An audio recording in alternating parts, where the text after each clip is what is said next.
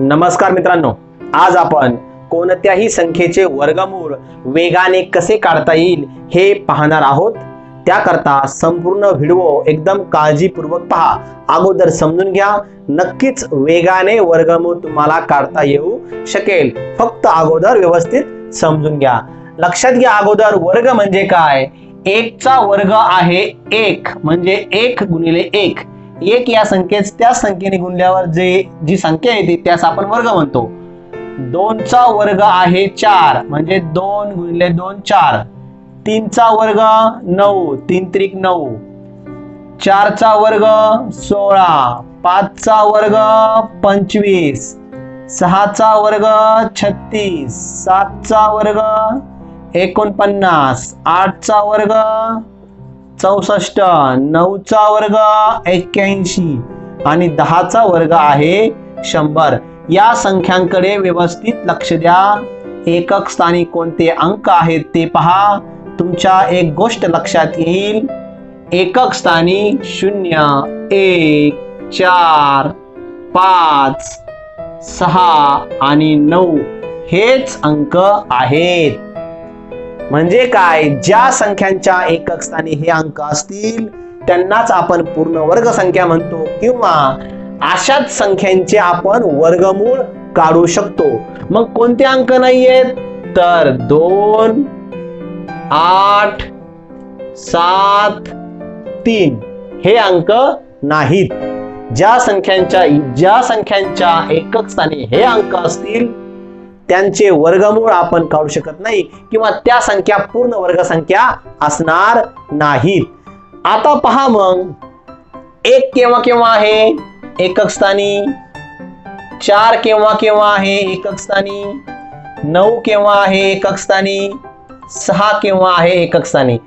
हे जरा व्यवस्थित पहा, म्हणजे तुमच्या व्यवस्थित लक्षात येईल। आता वेगाने वर्गमूळ काढण्यासाठी आपण 2 उदाहरणे घेऊया। पहिलं उदाहरण घेऊया।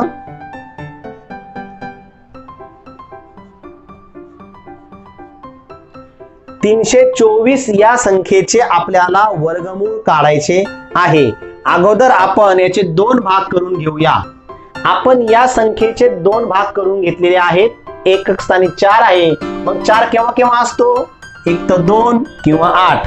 म्हणजेच या संख्येच्या वर्गमूळाच्या एकक स्थानी एकतर 2 असेल किंवा 8 असेल। आता फक्त आपला पुढचा अंक किंवा दशक स्थानचा अंक शोधायचा आहे।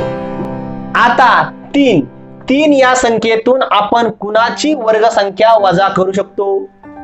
एकाची वर्गसंख्या वजा करू शकतो। 2ची वर्गसंख्या वजा करू शकत नाही, कारण ती 4 आहे। 4 मोठे आहेत, म्हणजे 3 मधून आपण 1 वजा करू शकतो। म्हणजेच याच्या दशक स्थानी 1 हा अंक असणार आहे। एकतर 12 किंवा 18 ही गोष्ट आपल्याला समजलेली आहे। एकतर 12 असणार आहे किंवा 18 असणार आहे। म्हणजे 324 या संख्येचं वर्गमूळ एक तर 12 असेल किंवा 18 असेल। एक गोष्ट तुमच्या लक्षात आलेली आहे। आता आपल्याला 2 संख्या मिळालेल्या आहेत।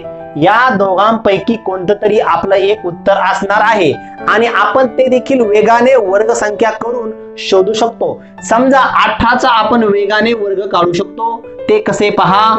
8चा वर्ग 64, 1चा वर्ग 1 हे पहिलं काम करून घ्यायचंय। नंतर 1चा आणि 8चा गुणाकार 1 8 8 आणि 8 ची दुप्पट होते 16। एवढं करून घेतल्यानंतर मांडणी करूया। शेवटी 4 हे 6 याच्यामध्ये गेले, 16 आणि 6 22, हातचे आले 2 2 आणि 1 3 म्हणजे 324 हे आपलं उत्तर आलं। म्हणजेच 18 या संख्येचा वर्ग 324 होणार आहे, किंवा 324 चे वर्गमूळ 18 होणार आहे।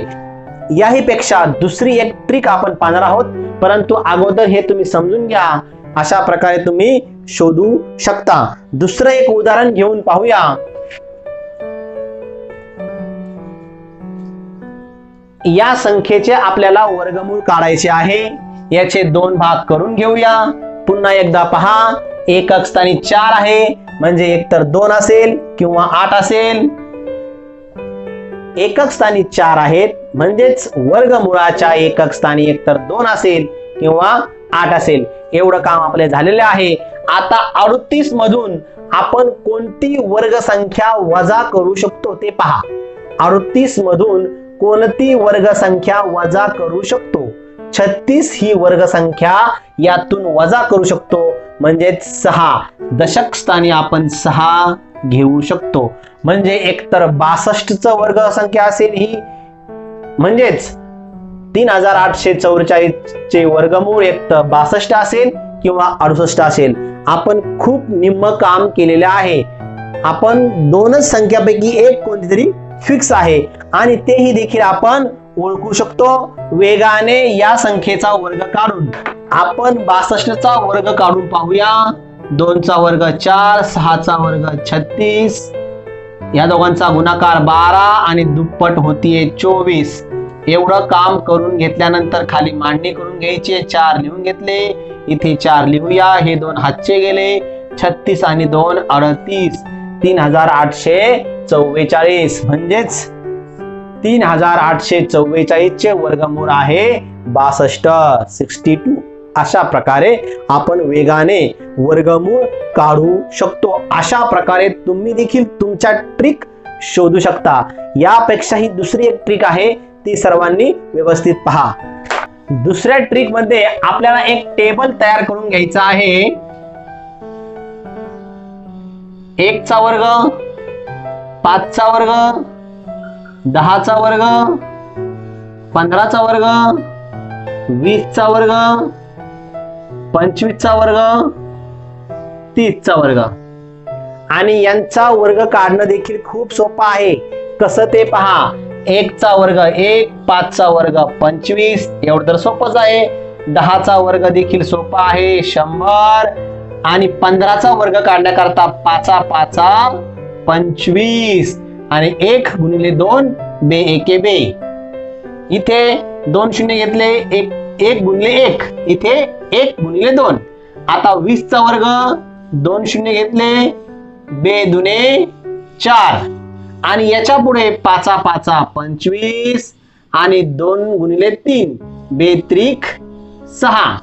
या ठिकाणी 2 शून्य लिहून घेतले आणि 3 गुणिले 3 3 त्रिक 9. हा टेबल तुम्ही व्यवस्थित लिहून घेतला किंवा समजून घेतला तरी तुम्हाला समजेल. पुन्हा एकदा पहा. 1चा वर्ग 1 पाठच आहे, 5 5 25 हे पण देखील तुमचा पाठ आहे. या ठिकाणी 2 शून्य घेतले, 1 गुणिले 1, या ठिकाणी 5 5 25 आणि 1 गुणिले 2, इथे 1 गुणिले 1, 1 गुणिले 2, या ठिकाणी 2 गुणिले 2 4, या ठिकाणी 2 गुणिले 3, इथे 3 गुणिले 3 3 त्रिक 9 आणि 35चा वर्ग काढताना 3 गुणिले 4. अशा प्रकारे तुम्ही वेगाने या संख्येचा वर्ग काढून घेतलेला आहे किंवा हा टेबल तुमच्या लक्षात देखील राहील. आता समजा 256 या संख्येचे आपल्याला वर्गमूळ काढायचे आहे. तर ही संख्या या टेबल पैकी कुठे बसते? तर या ठिकाणी बसते. म्हणजेच काय? एकतर 16 किंवा 17 किंवा 18 किंवा 19 या संख्यांपैकी या संख्येचे वर्गमूळ असणार आहे. मग जर 16चा वर्ग केला तर 6 6 36, एकक स्थानी 6 येतात. 17चा वर्ग केला तर 7 7 49, एकक स्थानी 9 येतात. 18चा वर्ग केला तर 8 8 64, एकक स्थानी 4 येतात. 19चा वर्ग केला तर 9 9 81, एकक स्थानी 1 येतात. म्हणजेच काय? एकक स्थानी 6 येतात, म्हणजेच 16. म्हणजेच काय? 256 चे वर्गमूळ 16 हे आहे. आपण शोधून काढलेला आहे. फक्त हा टेबल तुमच्या व्यवस्थित लक्षात असायला हवा किंवा तुम्ही तयार करून देखील घेऊ शकता. अशा प्रकारे तुम्ही देखील तुमच्या ट्रिक शोधू शकता. जर व्हिडिओ आवडला असेल तर लाईक करा आणि काही शंका असेल तर मला कमेंट बॉक्स मध्ये कळवा.